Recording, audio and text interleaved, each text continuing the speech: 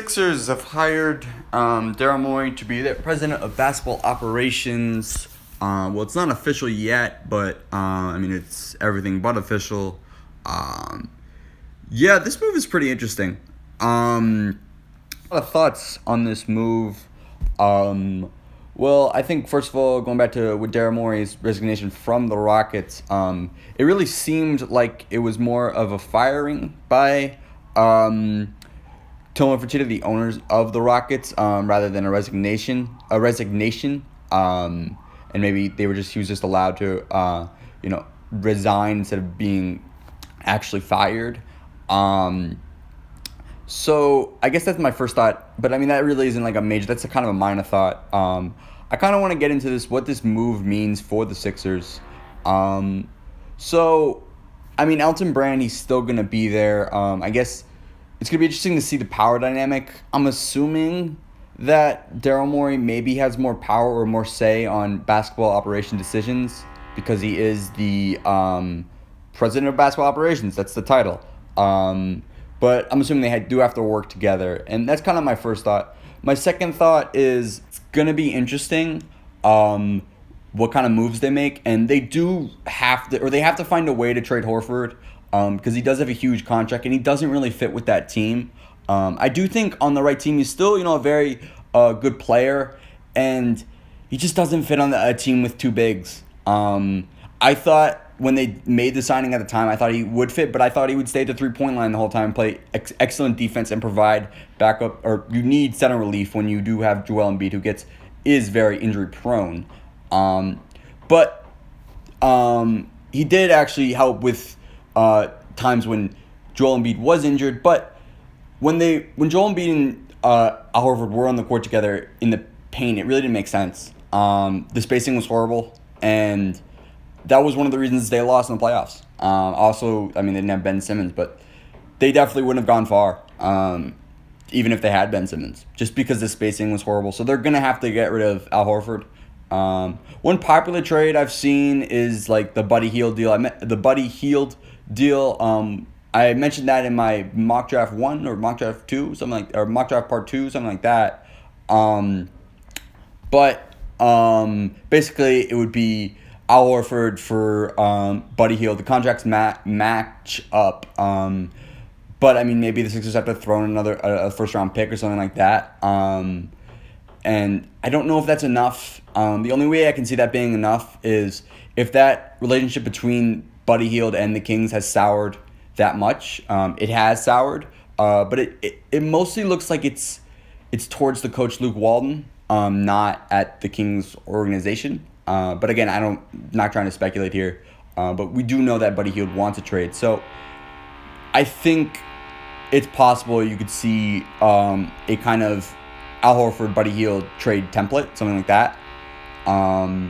But yeah, it's gonna be really interesting to see what he's gonna do next.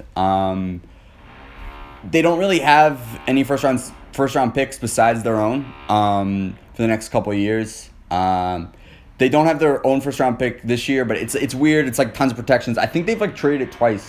It's very weird with their first round pick this year. But they do have the 21st pick or the 20th pick in this draft. It's gonna be interesting to see what they do. They definitely need spacing. Do they keep Tobias Harris? I don't know. That's really it. I guess the thing with Tobias would be that the shooting sometimes isn't there, and I guess they're expecting him to go back to the way it was with the Clippers, with that one season he made the All-Star game, that half game season where he averaged something like 20 points a game before he got traded to the Sixers.